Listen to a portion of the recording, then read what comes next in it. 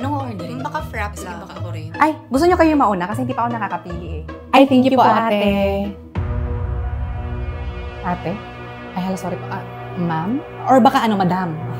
O baka naman ante. Ante. Oh, okay yung ante. Uy, grabe ka, 1990s ako pinanganak. Ay, sorry po. Marketing team, picture kayo dyan sa may Christmas tree, oh. Sige, 1, 2, 3, smile! Okay. Ay, isa ba? 1, 2, 3, smile! Ayun. One more. Smile! Isa pa yung yung nonchalant lang. Oh, ayan, okay. Ayan. Hello, mga pinsan. Tumawag lang ako para i-remind kayo na malapit na yung family reunion natin. Ay, hala, exciting. Saan daw yung venue natin this year? Kaya ako tumawag, di ba? Kasi yun yung pagmimitingan natin. Tayo na yung in charge, di ba? Oo nga pala. Napasa na pala sa ating new generation yung responsibility para mag-organize ng Correct. reunion. Tama. Anyway, ako nang bahala sa spaghetti, caldereta, leche flan, at saka puto. Hala, ang dami naman yan. Uy, Mas masarap yan pag may- Eden cheese! Of course, alam ko na yan. At saka ready na akong kumpletuhin ang saya ng Pasko with Eden. Kasi gawa to sa real cheese at saka milk. At saka alam niyo ba na pag bumili kayo ng Eden Bundle of Joy kagaya nito, a portion of the sales will help other Filipino families have their Noche Buena this Christmas with the help of World Vision. Bongga ng Eden. Sayo. Ay, wait lang ba? Meron ba kayong family reunion sa father's side? Wala. Kami din eh. Hindi ko na rin maalala kung kailan yung huli. Ay naku mga ate, buti na lang talaga na kahit sobrang busy tayo sa mga kanya-kanyang work natin, may time pa rin tayo mag-bonding kahit papano. Basta okay lang magdala ng laptop, carry lang naman. Oo nga, work is life na talaga. Uy, pero yung Barkada Christmas party natin, malapit na yun, so need na nating mag-touch base. Touch base? Yeah, I think this is the right time for an alignment. Alignment! Uy, grabe, kinain na talaga tayo ng trabaho. Mabilis na iplano yung Christmas party natin bilang 7 naman tayo sa Barkada. So in terms of bandwidth, kayang-kaya. Bandwidth? Magkano ba yung budget natin sa exchange gift? I think depende sa revenue streams natin. Revenue streams! Uy, pero seryoso, Pauline, baka pwede ka pa rin magdala ng mga pa-Christmas food trays mo this year. Kagaya ng last year. OMG, tinimiss ko nga yung fruit salad mo. Pati yung roasted chicken mo with mushrooms. At saka Ay, naku mga ante, check na yung mga action items ko dyan. action items? Yes! Dahil ready na ang Jolly Ingredients Jolly Days Have a Jolly Christmas talaga with Jolly can-packed fruits and vegetables.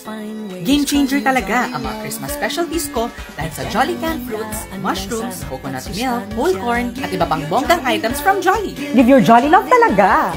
Correct. My Christmas food trays will surely be a thought leader that will set a new industry standard with numerous disruptive innovation despite the many paradigm shifts. Sobra din yung mga terminology. Kinain na ng work. Nadala lang. Pabibot.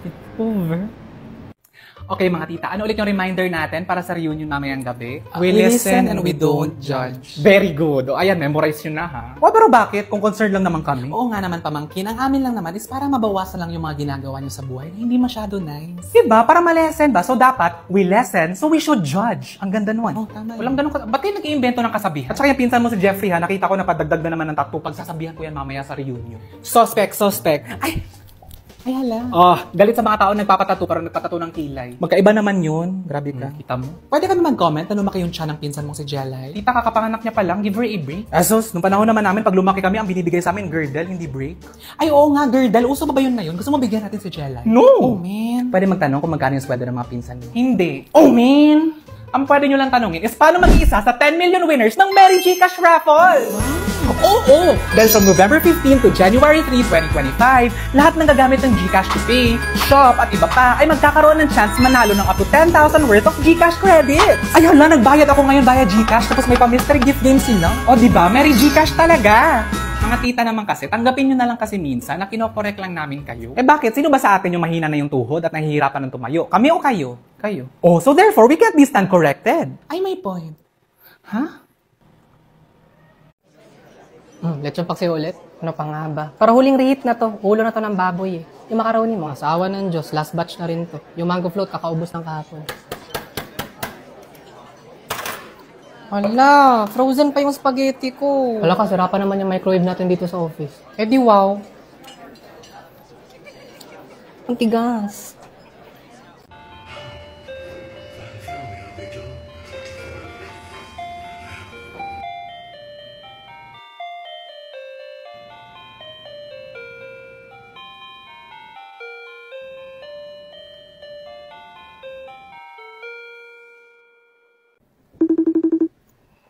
Tagal naman sumagot ni ate. Baka nagpapadede ng bata.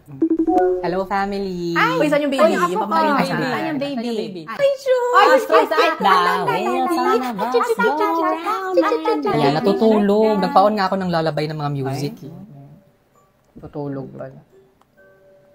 Wow ha, hindi masyadong halata yung pag-switch ng energy nung ako na yung nasa video. Wait, hindi ah. Kumusta ka? Ano, cute yung duster mo. Maganda na. Jesus, plastic. Ganda. Walang maisip na topic kasi tulog yung bata.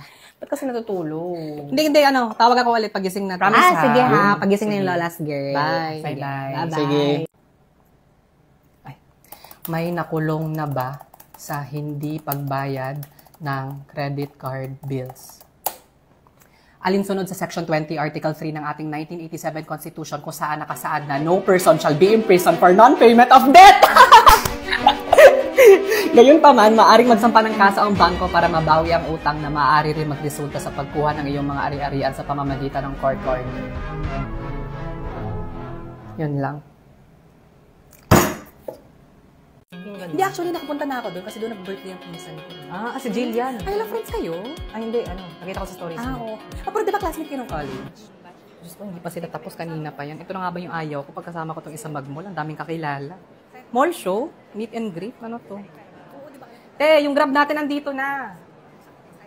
Wala ka dyan. Alam mo, blinower ko lang to kaninang umaga. Ay, ang ganda. Excuse me, binibining na kay Yellow. Yes? Okay lang ba kung manghingi ako ng number? Ay, hala, nakagat mo ba yung dila mo? 4, A, B, C, D, D. Hala, may nang backstab sa'yo. Letter D yung start ng pangalan. Ano nang mabackstab? He's asking for your number kasi bet ka niya. Ano ka ba? Sige, never mind. Hala, umalis na to. Ano ka ba? Chance mo na sana yung magka-love life. Malay ko ba? Hala, sayang. Pogi pa naman. Ay, love, dating gawi pa rin ha. Ihatid pa rin natin si Pauline sa house nila. Thank you, Jules. At saka, pwede bang iwan ko na lang yung tumbler ko dito? Total, ako lang naman yung lagi nakaupo dito sa likod.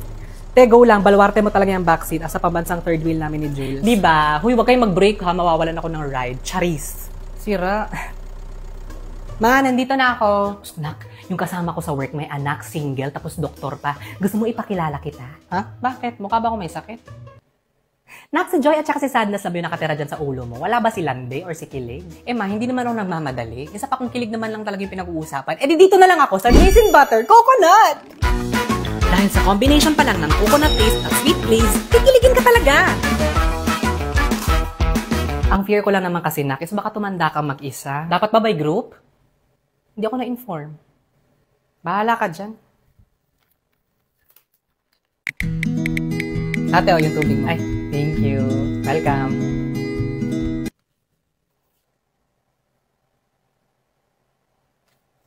Balbon. Bogok, Jejemon, bad breath. Yakong ba? Mao! Ano ba yan? Kainis. Thank you sa pagpapahiram ng damit ha. Kuwala ko dito ha. Carry lang, ano ka ba? Kumuha ka lang ng kahit anong gusto mo. Ito na lang siguro. Ay, wag yan, pambahay ko yan. Hindi, okay na ako dito. Gina, Hindi, pambahay ko yan. Mukha kang yagit dyan. Doon kang kumuha sa mga magandang dress. Okay naman siya. O, diba? Cute naman. Yung parang casual lang. Ay, hala, oo nga. Nice.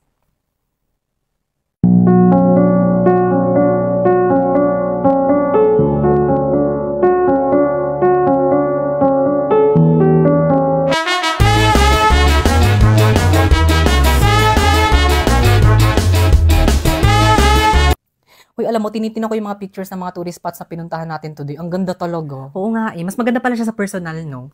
Anyway, hindi pa tayo matutulog? Di ba maaga yung alis natin bukas sa hotel? Ay, oo. Siguro, alis tayo ng 8 a.m. kasi 9 a.m. yung reservation. Sana all walang problema sa pagtulog.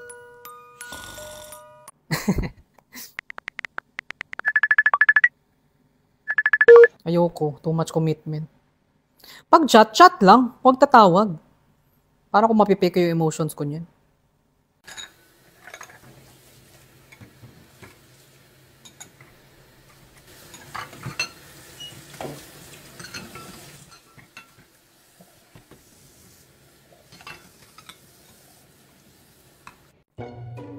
Ay, hala, expired na to. Amoy Amoy. mo. Ay, oo nga. At saka nagmumolds na to. Tapon mo na yun. Ay, hala, mamimiss ka namin. Oo nga. Ano yung mga hindi mo makalimutan about sa kanya? Madami. Ba't ka kasi hindi nag-check na expiration day? Anong tingin mo dyan? Design lang, ganun? O nung dinner, ano nangyari? May inaabot ka sa ate mo tapos sus Mariosep na laglag yung hilaw na karne. Tama? Ano naman sinasadya Dinala niyo ako sa isang self-cooking restaurant.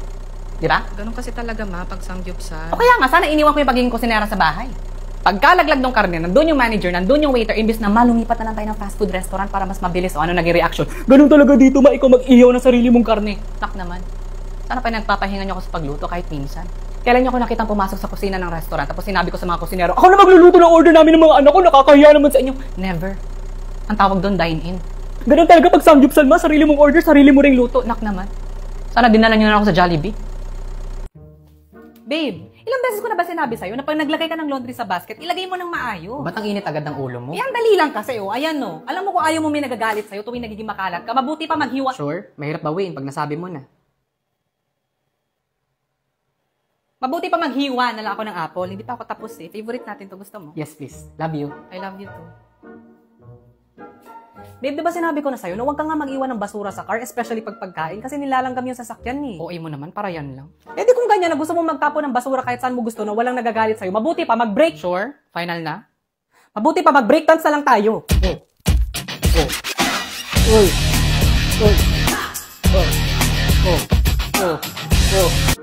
Babe, di ba matagal ko na sinabi sa'yo na tanggalin mo na yung mga laruan dyan kasi hindi bagay sa aesthetic ng bahay natin. Wow, wala kang narinig sa akin na puro skincare mo yung nasa CR natin. Pwede kung ganyan, gusto mo lagi nasusunod, edi mabuti patapusin. O ano?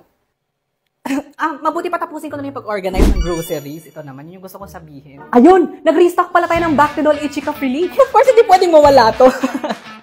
Tsaka alam mo, babe, I realized na we should stop using breakup na as a threat whenever nagtatalo tayo kasi ang toxic at tsaka immature eh. Correct. Diba?